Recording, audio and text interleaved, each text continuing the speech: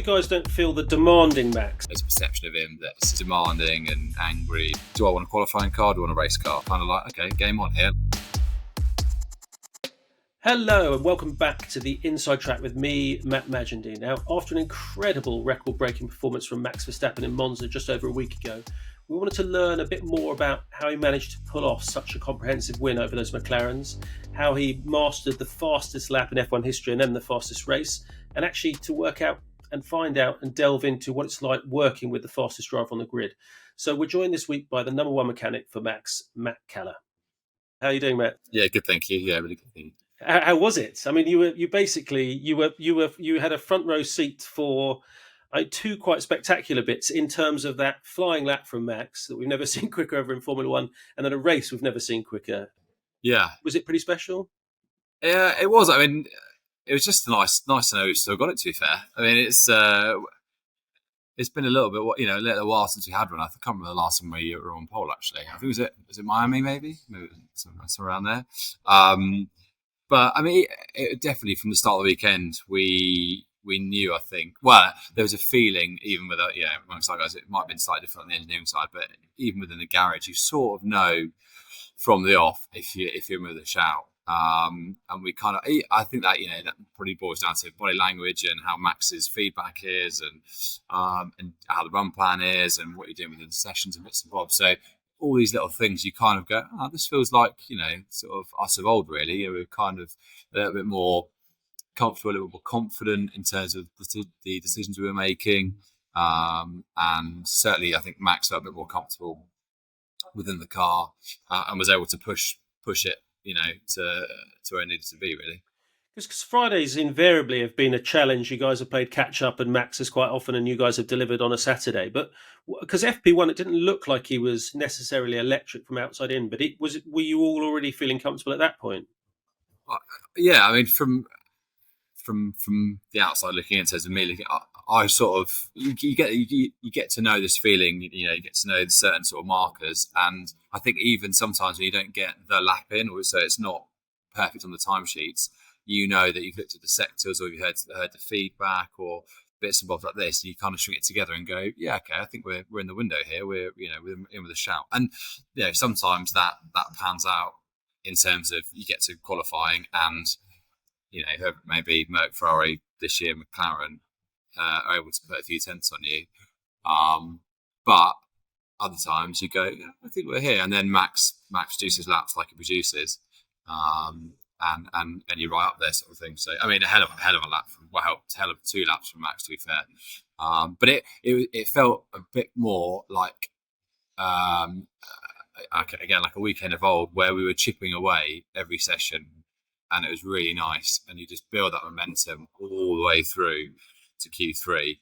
And I think Max is the same as, from our point of view, we think we're making inroads in terms of making it faster, making it easy to drive, in terms of setup choices, and bits and bobs like that. And Max is just finding more and more and more confidence, and is able to push harder and harder and harder. And you sort of reach this perfect peak at, those 2 runs in Q3 where he's able to go and give it everything that he can give it, and 9 times out of 10 when that happens, he's on the front row. Because we heard quite a lot from Laurent about the tinkering of the setup and a bit more feedback from Max, etc. How does that manifest itself from you, like during the Friday into the Saturday? How does that form itself?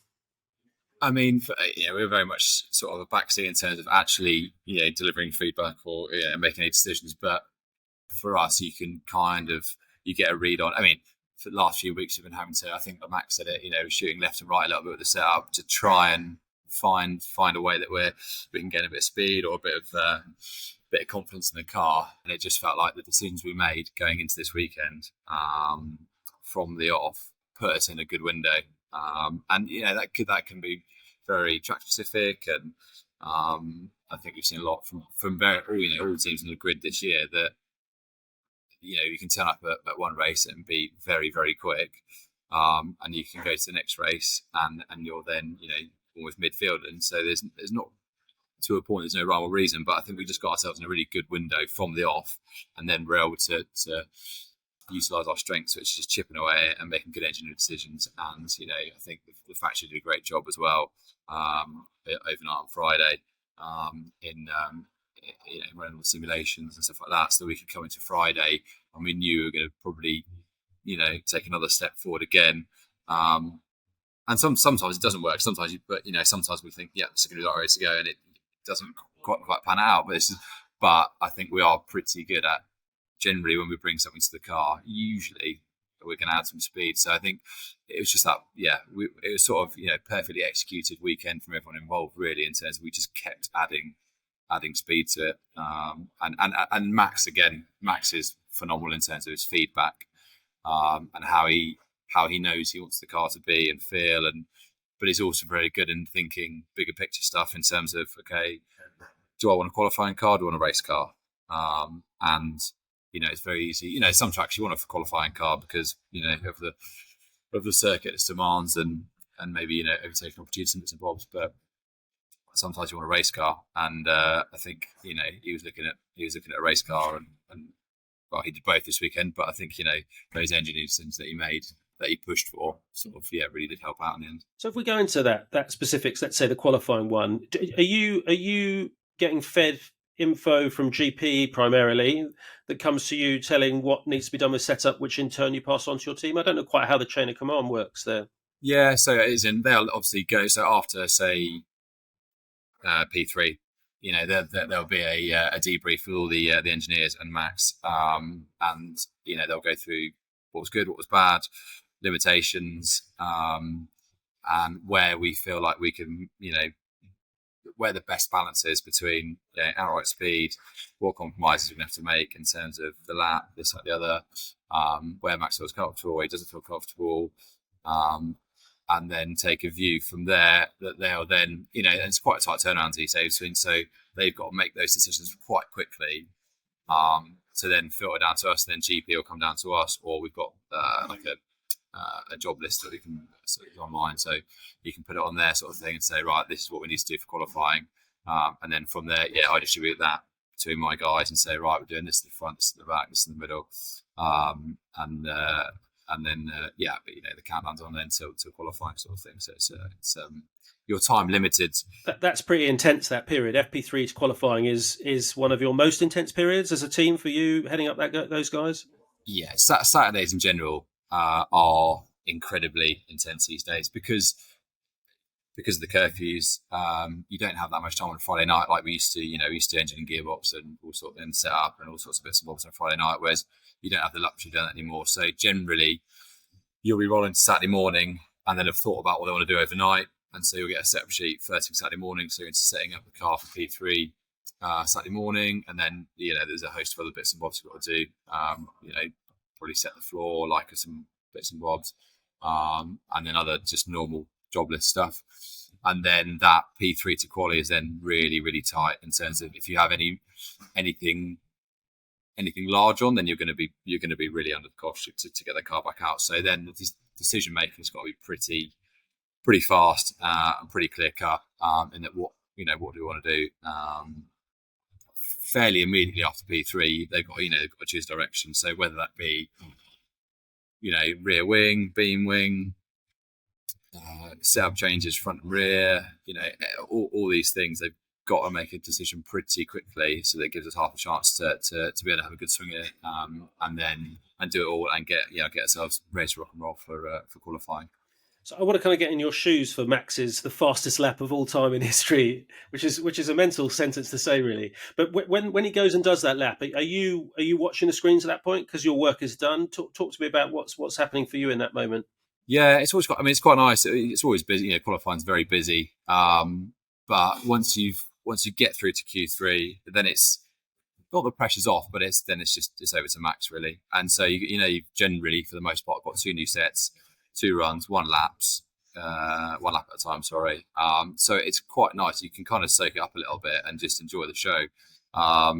So when Max does Max things and he starts putting purple sectors up, and you can actually really get into it, especially on that second run in Q3.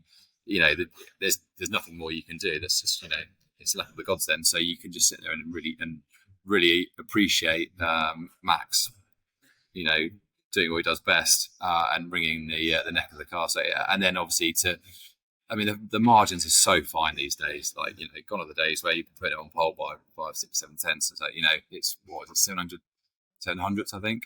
Yeah. Which has been a sort of feature of this year, really. That the gaps are so fine. So even when you put a lap like that together, or when Max puts that together, you're still like, it doesn't take much for someone to sort of to overthrow you. So to put 2 laps like that in, incredible. I don't know, I have to ask him this, but I think he almost went out with the mentality of, let's put a really, really strong lap on the board on that first lap in Q3, and let's see what everyone else comes out with. They really put them under pressure to say, like, this is what we've got. Like, see to think you can do any better. And then that second one was superb as well. So yeah, it's lovely to watch it when it happens. And are you all going mad? I can't remember the footage of the qualifying lap. Are you all? Yeah, I mean, I still celebrate like it's my first one, because you never know if you're going to get another one. So I'm very much of the opinion that these things you've got to celebrate like it's your last one that you're ever going to get, because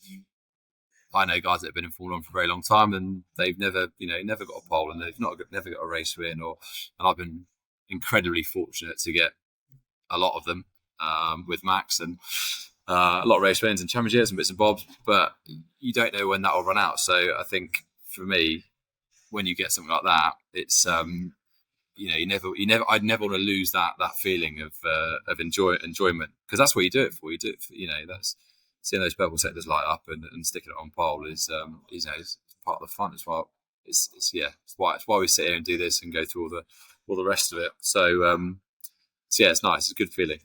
So that pole lap, those 2 pole laps were probably fun for you to watch. The race, was that at all fun to watch? Like, because probably a bit stressful at the start, but then as it went on, it.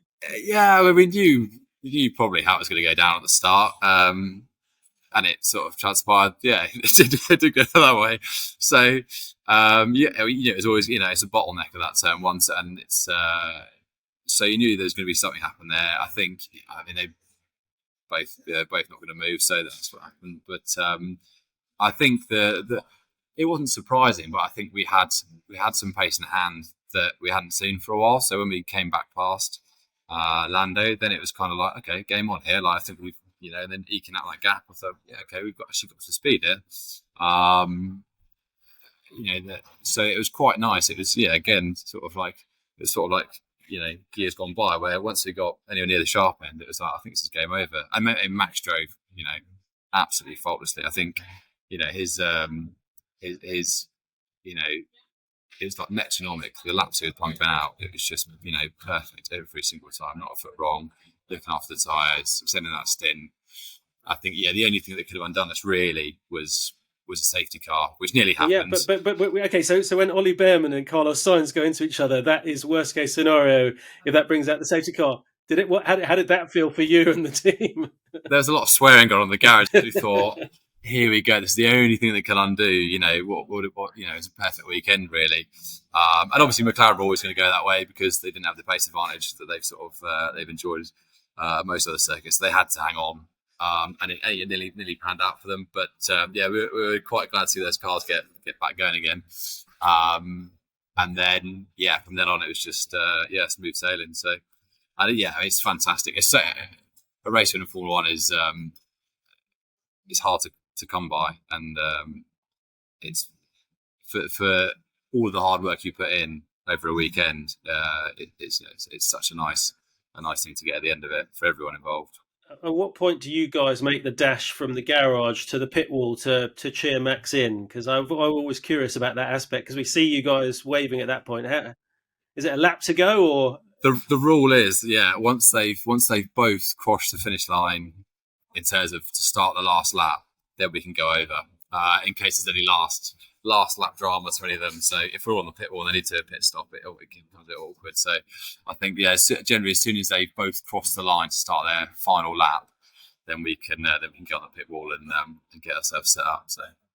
And then actually, then when Max leaps into you, I was slightly worried you were going to get concussed. You were quite in the firing line of Well, giant helmets actually, hitting your head. yeah, funny. I mean, yeah, it does actually hurt like hell. Actually, when he his helmet hits you in the head, and but it's one of those things you absolutely love it. It's great him jumping over you, and I forget how he's quite heavy for a racing driver. So when he's mid flight and you've got to catch him, it actually takes a bit of stopping.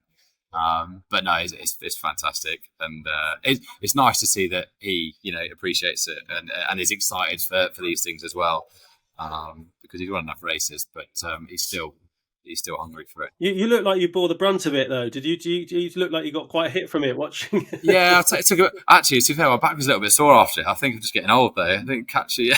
I need to start getting out of the way more often, and let some of the young guys catch him. I'll be at the back. So yeah. But I mean, for both him and you guys, I loved watching it because the euphoria was. It's not the team that had previously dominated. You guys got so not blasé about wins, but it literally was like a reaction, like it was the first ever win. It was incredible. I think it's one of those things like you work so hard. I mean, and everyone in Formula One. Everyone down the pit lane works so hard. So to get that result is massive, and I think they've been few and far between in comparison to the previous few seasons, stuff like that. So it does mean a lot. And unfortunately, I think there is an element of you getting used to winning, which you shouldn't. And we were always, we sort of said this about when Merck was utterly dominant, and we'd look in their garage and they weren't all jumping around like crazy. And we were going, oh, come on, lads, like you're winning races here. But it's one of those things. As soon as you become accustomed to it, when you're that fast, not winning is, it's you've had a bad weekend because you're that quick. So, but it means a hell of a lot to everyone involved, and that's all the people back here and at the circuit. It's such a lot of work. So to get that reward at the end of a weekend is massive. Because you've had Max in the factory this week, haven't you? So be able to celebrate with the wider team, or I saw some pictures. Yeah, of him, I think he's been in. Yeah, they do the team debrief. So they run through the weekend, and I think Max is here with Laurent doing that. So that's that's really nice for him to come in and sort of share his side of the weekend as well. Now, do you get a chance to celebrate with him post race? Because the drivers always leave pretty rapidly to head home, don't they? No, I think by the time we're packed up, they're probably at home. I'd imagine. I think the helicopter to the PJ and then PJ home. I think it's pretty quick in Europe. So yeah, unfortunately not. I think the only there's been few and far between because of how Abu Dhabi 2021. You probably had a celebration. But yeah. Abu Dhabi 21 was the only, I think, one of the only big ones that we all had together. Which was I think it was justified. So yeah, but even then, we all have to be back in work the next morning to start building the test car. But are you able to, after that race as a group, you guys, the mechanics, are you able to have a few beers after you've packed up, or is it so ludicrously late you don't get a chance to celebrate properly? No. To be fair, we always manage to celebrate. Yeah, we always make time for it. But no, it is. You're late. I mean, by the time I think it's roughly speaking, it's about 6 hours after the race finishes, you'll be walking out there, depending on strip and pack up bits and bobs. But I mean, this week I think we walked out there at just gone 10 p.m. something like that. So back at the hotel for like 10:30, 11:15.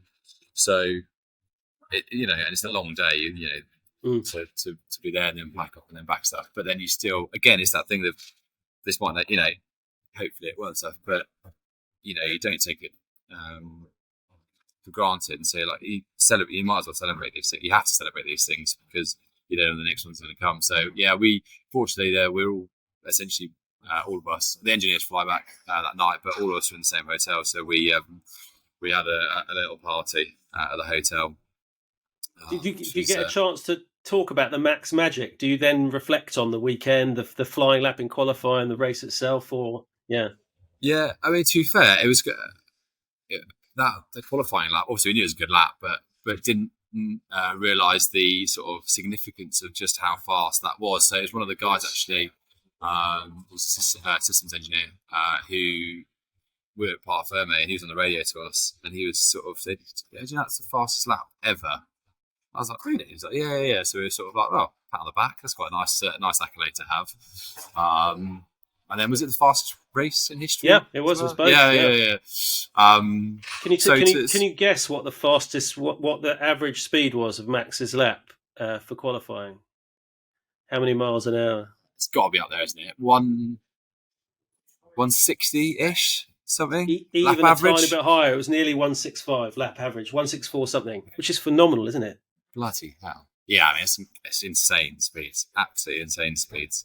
Are you aware of how fast it is when you're watching it, or not? Are you aware that it's No, super fast, or not really? not really. To be fair, I mean you only you only have to sit trundling down the pit lane, and then at some circuits you might catch a glimpse of it going past the start finish straight, but in isolation when they come past, they look quick, but they don't look massively quick sort of thing. I think it's then when you see them go through some like a high speed corner. Like I've been to Silverstone when we've tested before, and look, we managed to step away and go to sort of Cox, Max Beckett. And when you see him go through there, then that's when you go, bloody hell, these things are absolute monsters, aren't they? I mean, even the stopping, like I've seen him go, yeah, I can't remember it is quarter Silverstone now, but they come into that last left, right full start finish, and the noise, like the sound doesn't make sense with how slow, how quickly they're stopping. You can hear them banging down gears, and they just stop instantly. It doesn't really, your brain can't really comprehend how you can stop that quick in a race car. So I can't imagine what it feels like inside the thing. But I mean, it's interesting, to be fair, at the weekend that all these lovely F1 cars going past, and the thing that everyone actually got on the wall for was John Lacey in a Ferrari V12 screaming past, and everyone's like, "This is absolutely amazing." And it's the noise of it, isn't it? As much as the size of it. As soon as you heard that thing start up and trying to down the pit lane and go out the exit, everyone just stopped and went, "Let's get on the wall. Let's get on the wall." And everyone just goes back to being a 5-year-old kid, and watching Ferrari V12 screen pass is absolute heaven. So yeah, it's nice. I think people don't always fully understand the bond between you and your mechanics with Max, and actually, I think you saw it quintessentially, that moment of him leaping on you. It's a pretty special bond you guys have, isn't it? Yeah, I mean, I think we spend so much time together. You're spending more time with your teammates and Max than you are with friends and family and the rest of it. So there's a lot of stuff that you go through together, and you're all sacrificing a lot. You need to be there. You're missing out on later stuff at home, sort of bobs. But we in the other breath, we absolutely love what we do. And we're very, very fortunate, lucky to do something that we love every day, and we're fortunate we get to be an embrace team that is up the sharp end, and we're lucky we get to work with a guy called Max Verstappen who is phenomenally good at his job. But I think there's that mutual respect between Max and us, and vice versa, that we'll give absolutely everything to that car and to trying to make it as reliable and as quick and as comfortable for him as we can. And in return, he will absolutely maximise everything that we give him. So I think it's just that mutual respect. Does he ever, because you guys are so competitive and driven, has he ever lost it and gives you like a shouting, or have you ever had an experience like that or not? No, to be fair, I mean, there's times where he's unhappy with the car and stuff like that, but it's not a direct, sort of anger at, anyone in particular. It's more of a frustration that, he just wants it to be better. He wants to, he wants a bit more, whatever, grip, feeling, air balance, whatever it may be.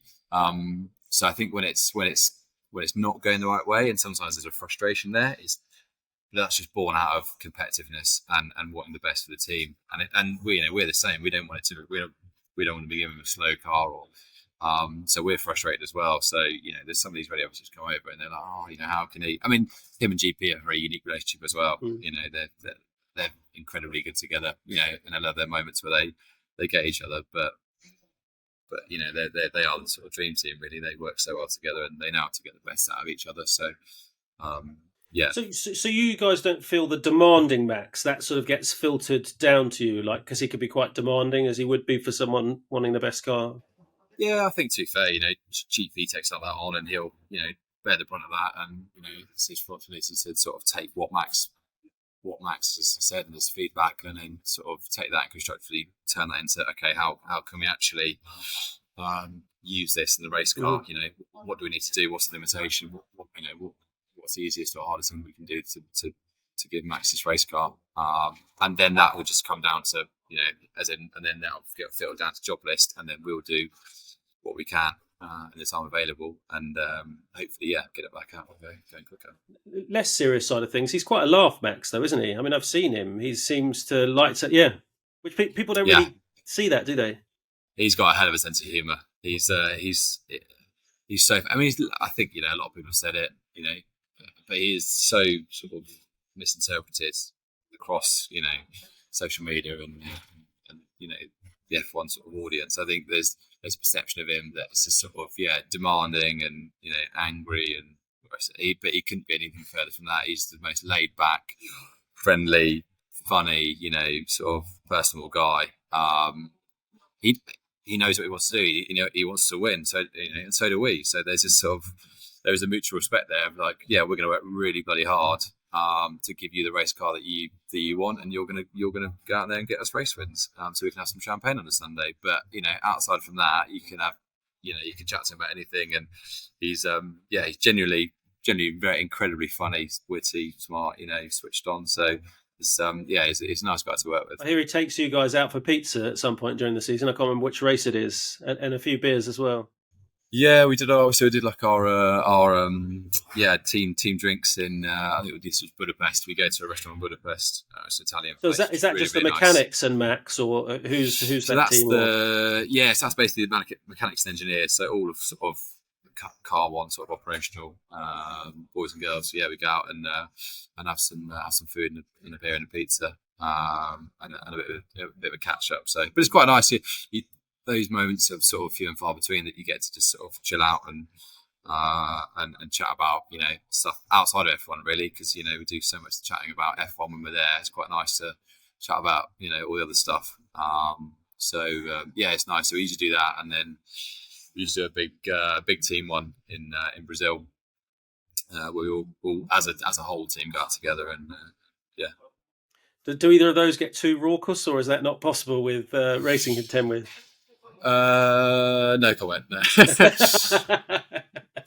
No, no, they're good fun. To be fair, you know, it's steady away usually. I think they're usually on a Wednesday or Thursday sort of thing. So you're usually you're in good shape for when you need to be. So, but it's nice to, you know, blow up a bit of steam and actually have a catch up with them. So, and just sort of shoot some stuff with people that you don't really generally get to spend too much time with sometimes, just because of the schedule. You know, the engineers are incredibly busy, we're incredibly busy, drivers are incredibly busy. So sometimes although you're in the same place, you're not really, you know, talking that much together.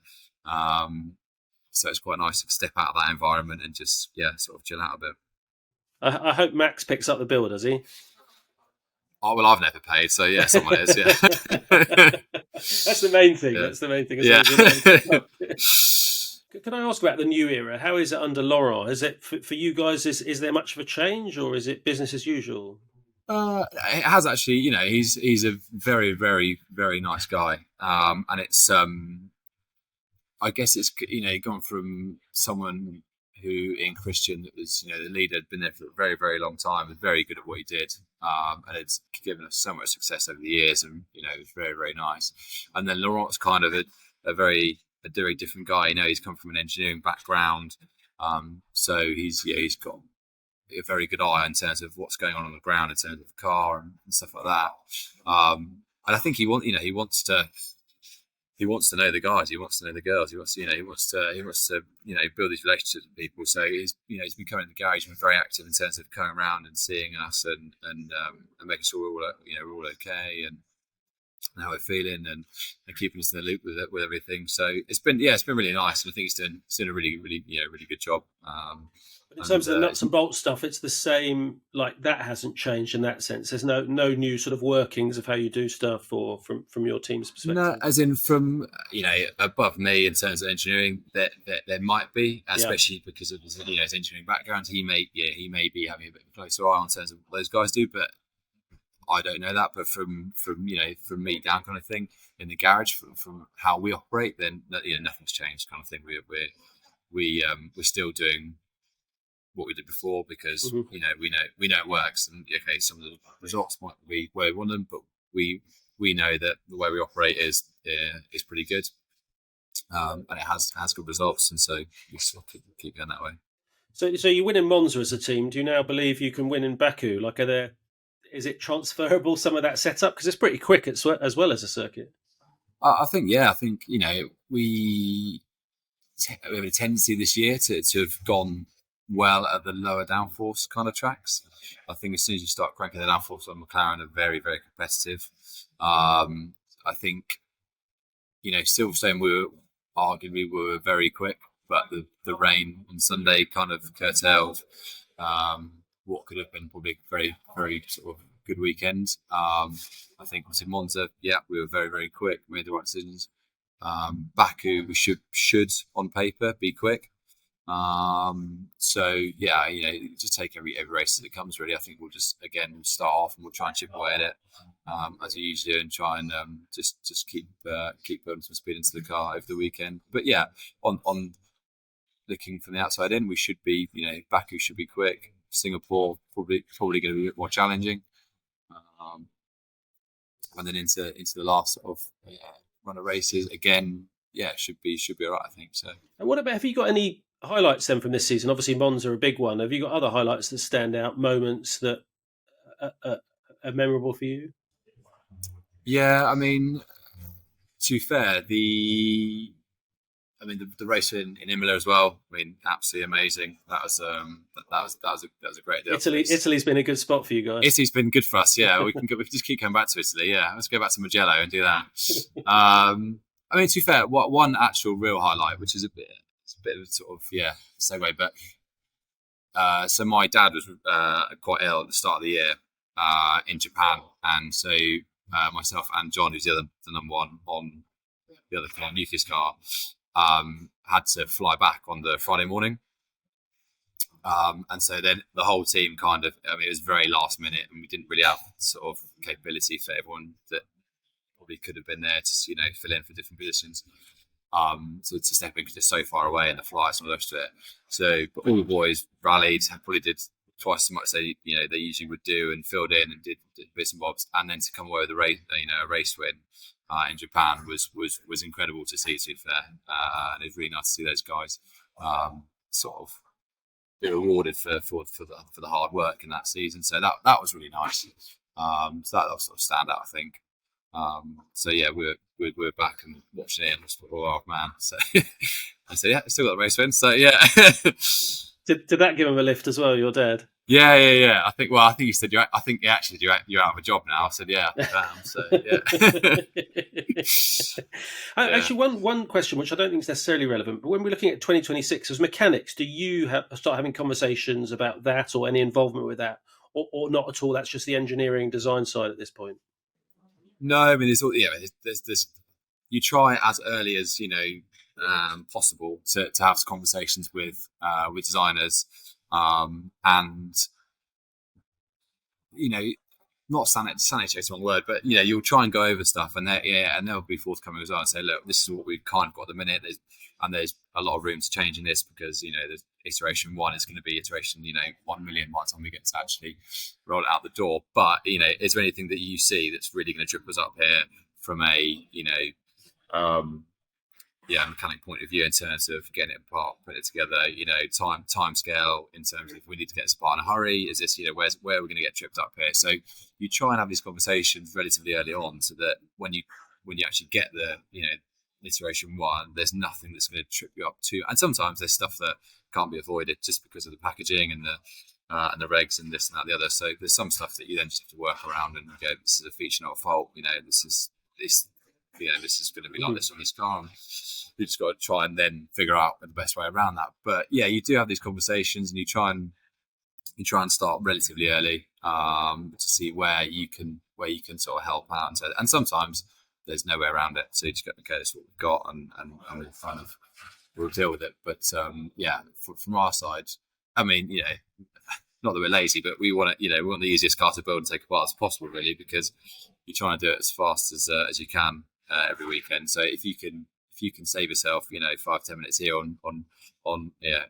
loads of jobs, then it all adds up to giving yourself then more time to to do all the little finer sort of finishing touches stuff, and you can spend more time setting up, more time liking it. You can spend rather than just putting it together and taking it apart. So and it can be the difference between making it out for a session and not. If you've got to fast gearbox change or an engine change or something, whatever, those little inputs that you have to speed the process up can be the difference between making that session or making that session. So it is quite critical, and everyone is actively encouraged to speak to the designers for their sort of thing, and try and get these things designed as efficiently as possible.